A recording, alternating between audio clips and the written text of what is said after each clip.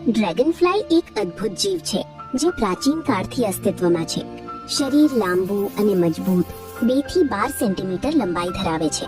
તેની સૌથી મોટી ખાસિયત છે તેના 4 પારદર્શક પાંખો જે સ્વતંત્ર રીતે હલાવી શકાય છે, જેના કારણે તે આગળ, પાછળ, બાજુમાં, ઉપર નીચે ઉડી શકે છે અને હવામાં સ્થિર રહીને હોવર કરી શકે છે.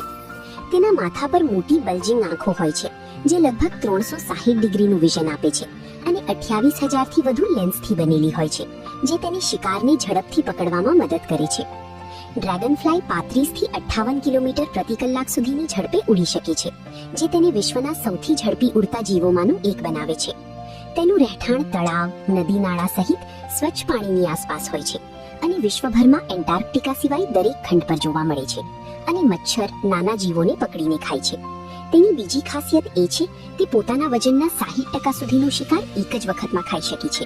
તો તમને કેવું લાગ્યું આ અનોખું અને ખાસ ડ્રેગનફ્લાય?